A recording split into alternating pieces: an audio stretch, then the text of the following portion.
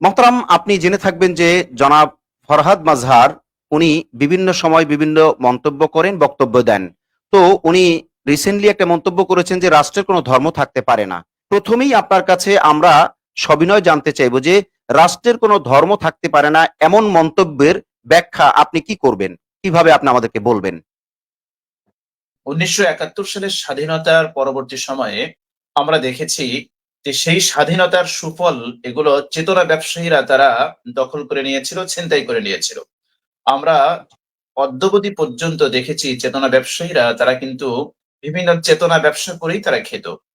আর আমরা দেখেছি 2024 সালে যে গণ অভ্যুত্থান হলো, এর পরবর্তীতে আমরা দেখছি যে এই গণ অভ্যুত্থানের সুফলগুলো যারা লালনবাদী এবং মার্ক্সবাদী তারা ছিনতাই করার জন্য অপতৎপরতা চালাচ্ছে।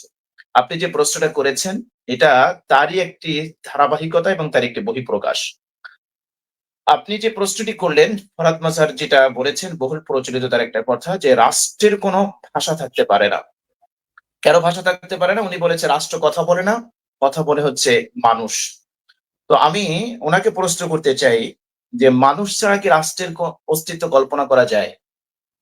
উনি বললেন যে কোর্স। রাষ্ট্র কথা বলে না, মানুষ কথা বলে। তো আমার প্রশ্ন যদি ওনার কর্ণকুহরে পৌঁছে আজকের এই লাইভের মাধ্যমে আমি ওনাকে প্রশ্ন করতে চাই যে মানুষ ছাড়া রাষ্ট্রের কি অস্তিত্ব কল্পনা করা যায়? আর রাষ্ট্রবিজ্ঞানের একজন ছাত্র হিসেবে আমরা মোটামুটি জানি যে রাষ্ট্রের যে মৌলিক 4টি অপরিহার্য উপাদান আছে, যেটাকে রাষ্ট্রের মৌলিক অপরিহার্য উপাদান বলা হয়, এটা 4টি। এর মধ্যে একটা হচ্ছে নির্দিষ্ট ভূখণ্ড, জনগণ, সরকার, সার্বভৌমত্ব। এই 4টার কোনো একটা ছাড়া রাষ্ট্রকে কল্পনা করা যায় না। এর মধ্যে সবচেয়ে ইম্পর্টেন্ট, সবচেয়ে গুরুত্বপূর্ণ উপাদান হচ্ছে জনগণ। এখন জনগণ ছাড়া যদি রাষ্ট্রের কল্পনা করা না যায়, তাহলে রাষ্ট্র তো আসলে রাষ্ট্রের নিজস্ব কোনো সত্তা নেই।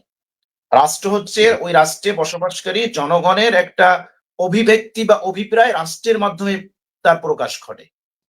তো আপনি রাষ্ট্রের মুখপাত্র হবেন, রাষ্ট্রের মাধ্যমে যে বহিঃপ্রকাশ ঘটবে সেটা ওই জি। দেশের জনগণের কৃষ্টি, কালচার, তাদের চাওয়া পাওয়ার অভিব্যক্তিটা ঘটে রাষ্ট্রের মাধ্যমে। সুতরাং জি। ব্যক্তিকে বাদ দিয়ে আপনি কখনো রাষ্ট্রের অস্তিত্বকে কল্পনা করতে পারবেন না। আর ধর্ম এটা ব্যক্তি পালন করে। সুতরাং যদি রাষ্ট্রের জনগণের ধর্ম থাকে তাহলে অবশ্যই রাষ্ট্রের ধর্ম আছে। তা না হলে রাষ্ট্র কল্পনা করা যাবে না। এ হলো আমাদের প্রথম কথা। দ্বিতীয় কথা হচ্ছে, যদি আপনি বলেন যে রাষ্ট্রের কোনো ধর্ম থাকতে পারে না, তাহলে প্রশ্ন আসবে রাষ্ট্রের কোনো ভাষাও থাকতে পারে না। কেন? রাষ্ট্র জি। সে কথা বলে না। যে কথাটা উনি বলেছেন যে রাষ্ট্র তো ধর্ম পালন করে না, এজন্য রাষ্ট্রের ধর্ম থাকতে পারে না, ধর্ম পালন করে মানুষ। সুতরাং জি। আমরাও যদি প্রশ্ন করি, রাষ্ট্র তো কথা বলতে পারে না, কথা বলতে পারে মানুষ। সুতরাং রাষ্ট্রের কোনো ভাষাও থাকা উচিত না। এরকম আরো বহু ধরনের প্রশ্নের অবতারণা হবে। এখন অনেকে হয়তো প্রশ্ন করতে পারে যে রাষ্ট্র পরিচালনার ক্ষেত্রে দাপ্তরিক যে কাজগুলো করতে হয় সেই কাজগুলোর জন্য একটা ভাষা থাকা দরকার। তো আমরা আবার প্রশ্ন রাখতে চাই, সেই দাপ্তরিক কাজগুলো আসলে কে করবে? সেখানে মানুষ করবে না গরু ছাগল করবে না হায়াওয়ান করবে? তো মানুষই তো করতে হবে। সুতরাং অবশ্যই। রাষ্ট্রের কোনো কাজ মানুষ ছাড়া কখনোই কল্পনা করা যায় না, এটা করতে যায় হতে না। পারে না। এটা জি। কখনোই কল্পনা করা যায় না। হ্যাঁ, এখানে একটা কথা বলা দরকার। ধর্ম ছাড়া ধর্মহীন মানুষ আসলে তার ভিতরে মনুষ্যত্ববোধ কতটুকু থাকে সেটা আমাদেরকে একটু ভাবতে হবে। আমরা দেখি মানুষের যদি ধর্মীয় বিশ্বাস না থাকে তাহলে সেই মানুষগুলোর জীবন আচার আসলে কি হয়? আমি জি। সরি টু সে বলার জন্য দুঃখিত, তারপর আমাকে বলতে হচ্ছে। যে মানুষগুলো আসলে ধর্মে বিশ্বাস করে না, সে তার আপন মায়ের সাথে তার জৈবিক চাহিদা পূরণে তার কোনো বাধা নেই। সে তার আপন বোনের সাথে তার জৈবিক চাহিদা পূরণে তার কোনো বাধা নেই।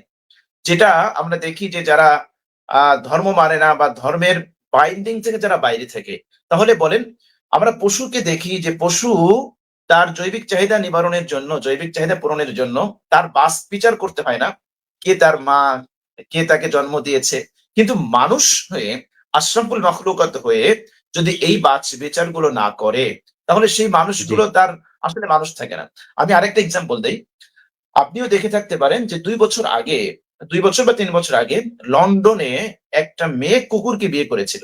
আপনি দেখেছেন কিনা আমি জানি না।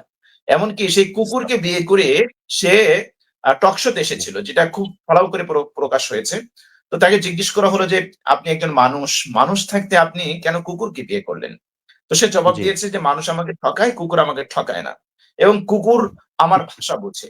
তো আমি আবার মজা করে বলেছি যে কুকুর তো আসলে কুকুরের ভাষা বোঝে, কুকুর তো মানুষের ভাষা বোঝে না। জি, কুকুর যদি ভাষা বুঝে তাহলে তাকে কুকুরনি হতে হবে। ধর্ম ছাড়া, মানে এলমে ওহী ছাড়া, এলমে ওহীর জ্ঞান জি, ছাড়া, জি, স্রষ্টার অস্তিত্বের বিশ্বাস ছাড়া, পরকালের জি, হিসাব নিকাশ ছাড়া, এগুলো ছাড়া আপনি কিভাবে সভ্য মানুষ কল্পনা করতে পারেন? এজন্য জি, এই মানুষগুলোর ক্যারেক্টার, এই মানুষগুলোর চারিত্রিক বৈশিষ্ট্য, সেগুলো যদি আপনি সামনে নিয়ে আসেন, তাহলে কোরআনে কারীমের সেই সুপ্রসিদ্ধ আয়াতখানি আমরা এখানে উল্লেখ করতে চাই। ওয়ালাকাদ যারানা লিজাহান্নামা কাসীরাম মিনাল জিন্নি ওয়াল ইনস লাহুম কুলুবুন লা ইয়াফকাহুনা বিহা ওয়া লাহুম জি, আ'য়ুনুন লা ইবসিরুনা বিহা ওয়া লাহুম আযানুন লা ইয়াসমাউনা বিহা উলাইকা কাল আনআম বাল হুম আদাল।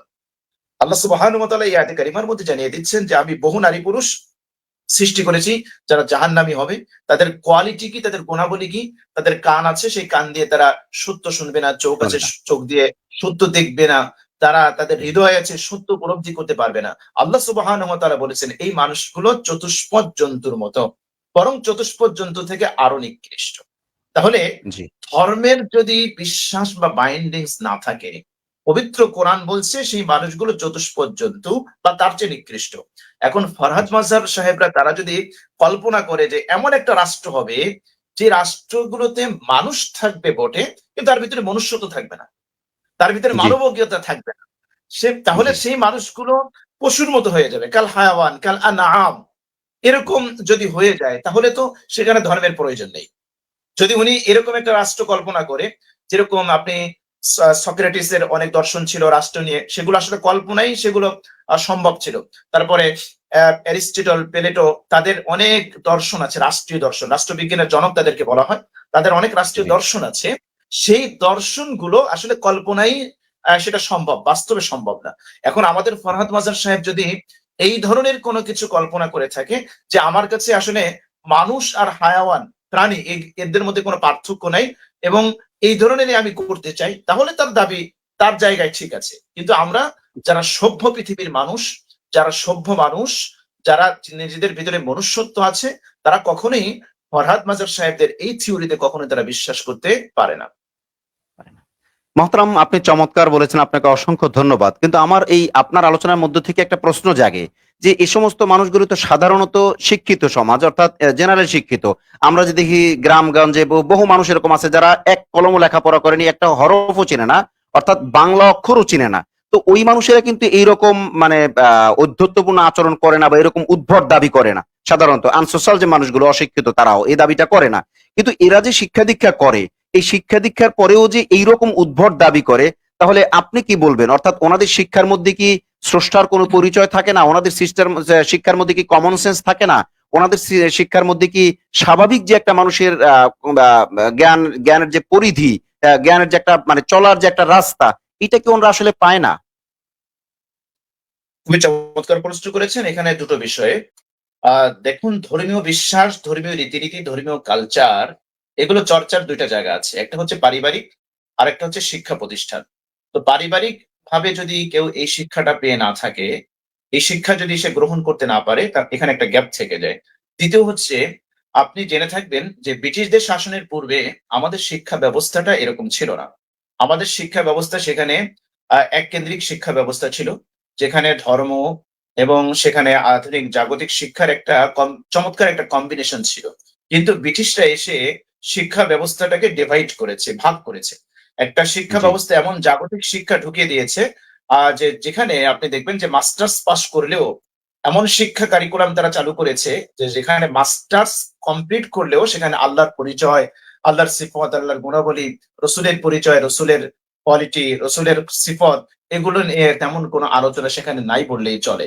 সো ব্রিটিশরা যখন এদেশ থেকে চলে যায়, তারা বলে গিয়েছে যে আমরা এমন শিক্ষা কারিকুলাম, এমন একটা শিক্ষা ব্যবস্থা এদেশে চালু করে যাচ্ছি যাতে এদেশের মানুষ দেখতে হবে বাঙালি, কিন্তু তাদের কৃষ্টি, কালচার, তাহজিব, তামাদ্দুন, চিন্তা, চেতনা, এগুলো সব হবে বিলাতি, অর্থাৎ সেই ব্রিটিশদের। তো যেহেতু সেই কারিকুলামের শিক্ষা ব্যবস্থাটা এখন পর্যন্ত চলছে, আপনি যদি দেখেন যে সেই স্বাধীনতার পরবর্তী সময় থেকে নিয়ে কুদরতি খোদার সেই শিক্ষা কমিশন থেকে নিয়ে অদ্যাবধি পর্যন্ত শিক্ষা কমিশন যতবার গঠিত হয়েছে, আনফরচুনেটলি বলতে হয়, দুঃখজনক হলেও সত্য বলতে হয়, যে আমরা মুসলমান যারা 92% মুসলমান দাবি করি, আমাদের সন্তানরা ইসলামের অনুসারীদের সন্তানদের শিক্ষা সিলেবাস তৈরি করবে ইসলাম বিদ্বেষীরা। মানে আমার কাছে মনে হয় কি জানেন, এটা একটা অষ্টম আশ্চর্যের বিষয়।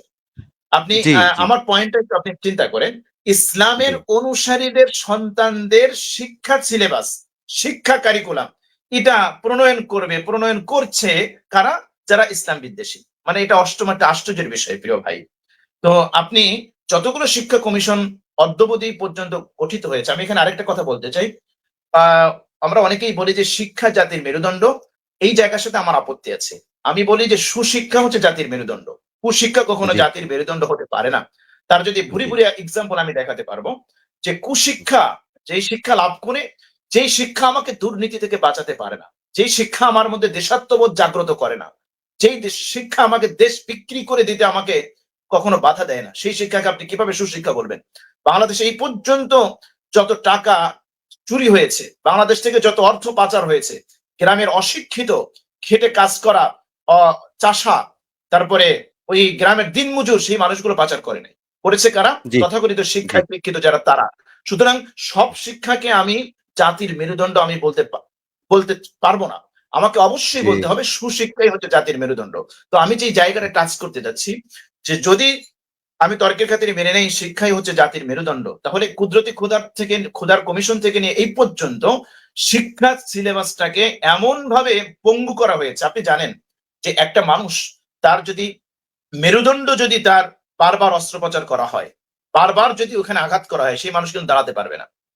নিজের পায়ে দাঁড়ানো তো দূরের কথা, সে ভর দিয়েও দাঁড়াতে পারবে না। যদি আপনার মেরুদণ্ডটা ভেঙে যায়, তাহলে আপনি কখনোই নিজের পায়ে দাঁড়াতে পারবেন না। আমরা, দুঃখজনক হলেও সত্য, স্বাধীনতার পর থেকে এই পর্যন্ত আমাদের যে শিক্ষা কমিশন গঠিত হয়েছে, শিক্ষা সিলেবাস প্রণয়ন হয়েছে, শিক্ষানীতি গ্রহণ করা হয়েছে, যাতে এতবার এখানে আঘাত করা হয়েছে, যে আজ বাঙালি জাতি হিসেবে আমার নিজের পায়ে দাঁড়ানো তো দূরের কথা, আমরা কোনো কিছু ভর দিয়ে দাঁড়ানোর সেই যোগ্যতাটুকু আমরা অর্জন করতে পারি নাই।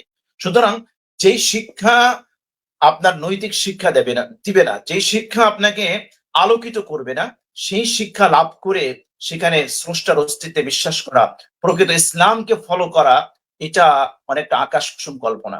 সেজন্য যারা, আমি সবাইকে বলছি না যে জেনারেল শিক্ষায় শিক্ষিত হলেই যে সে নাস্তিক হবে, আমি তা কখনোই বলছি না।